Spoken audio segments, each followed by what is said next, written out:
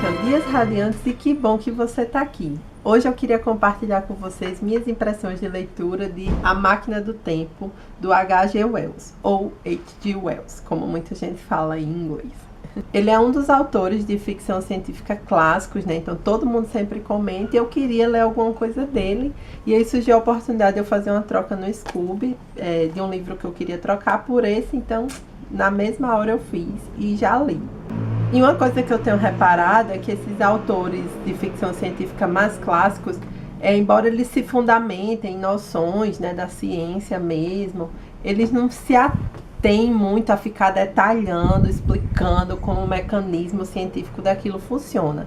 E não é diferente aqui, né? Ele pega assim, alguns princípios da ciência da época para dar um quê de verdade, né, ao que ele vai construir na história, que eu não preciso nem dizer, não vai ser spoiler, né, para explicar a lógica da máquina do tempo, mas não vai explicar muito detalhado, muito a fundo. Então, se você gosta de ficção científica e quer ver esse tipo de explicação, não vai ter aqui.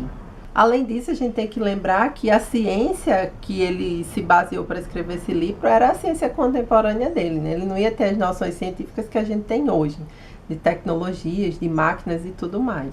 Só para você saber, esse livro foi escrito em 1895, ou seja, ele é do século XIX, não é nem do século XX. Então também não podia se esperar uma coisa muito arrojada, né? Essa edição aqui, embora seja econômica, né, o texto está igual à edição normal e ela conta com um prefácio do Braulio Tavares. Ele vai comentar um pouco da obra, do contexto da obra, né? Como eu disse, ela foi escrita em 1895. Então, conta um pouco do que estava rolando ali naquela época, né? E menciona exatamente que essa obra aqui vai inaugurar o subgênero de ficção científica de viagem no tempo, né? Já tinha algumas coisas de ficção científica, já tinha o Júlio Verne, mas não tinha nada que envolvesse viagem no tempo. Esse é o primeiro livro de viagem no tempo ever. E tem também um pós-fácil, né, depois que a obra acaba, que foi escrito em 1931 pelo próprio autor, que era um prefácio de uma edição desse ano, né, do 1931, mas que a editora optou por deixar como pós-fácio porque tem spoiler. Você fica sabendo o que acontece.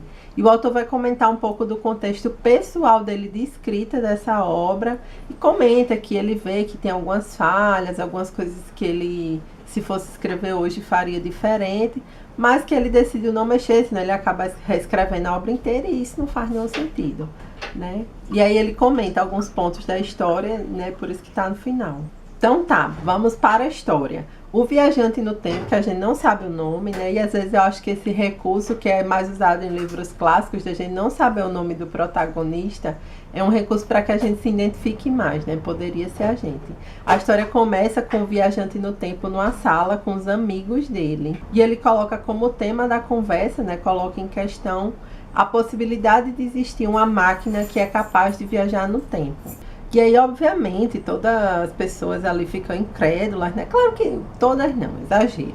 Tem um cara, né, que é o que vai estar mais próximo ao protagonista na história, que fica assim meio reticente. Ah, será? Mas a maioria das pessoas não acredita. E sempre tem aquele que é extremamente cético, dizendo que não vai existir isso nunca, que isso não vai acontecer.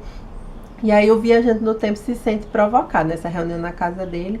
E aí os amigos vão embora e ele se tranca no seu laboratório e começa a finalizar e a trabalhar e decide então viajar na sua máquina do tempo que ele estava construindo. Então ele viaja mesmo para o futuro, né? Tem umas interações que eu não vou me ater, né? Que é bem interessante, você fica naquela expectativa, né? Do que vai acontecer agora, né?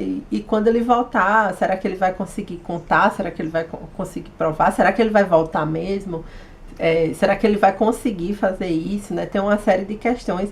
E nessas interações, fora essas questões assim, gerais da história, tem alguns mistérios que envolvem ali aquela sociedade que ele começa a interagir, meio tem um suspense, assim. Às vezes parece um pouquinho de terror. É uma história bem emocionante, bem envolvente. E curtinha, então você acaba lendo realmente muito rápido, de uma maneira muito fluida. Eu concordo com o autor, tem algumas limitações na história. Eu acho que a maior delas é que o início é muito bem desenvolvido e do meio para o final tudo meio que corre, assim, né? Você vai vai naquela ascensão de tensão, de suspense, de mistério, e aí você, é como se fosse realmente uma montanha-russa, você vai assim subindo bem devagarzinho, e aí depois, chegou, pronto. Né? Então acho que o livro poderia ter sido mais longo para que o meio e o final, né, o desfecho da história, fosse bem construído. O final também achei assim um pouco meio jogado, assim, ai, não sei o que fazer, e agora? E aí joga esse final aí, fica meio que aberto, mas não fica, né? Fica aquela coisa assim, que eu não achei ruim, mas também não é nada demais, nada de muito especial nem muito marcante. Uma coisa que eu tô achando interessante, eu gosto de ler ficção científica, já li as distopias clássicas, não gosto muito dessas mais atuais não. E assim, parece que é unânime, o futuro nunca é positivo, né? Assim, mesmo quando é bom, não é muito bom, né? Assim, sempre o ser humano pode fazer uma merdinha, estragar as coisas. E com isso eu não estou dando nenhum spoiler, né? Mas é que é uma observação que eu tenho feito, assim, à medida que você vai lendo.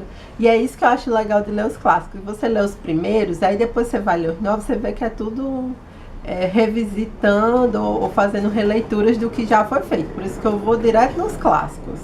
E outra coisa que eu achei bem interessante, né? Que eu fiquei pensando, assim, até onde a gente é capaz de ir para provar um argumento, né? Para ser aceito em um grupo, né?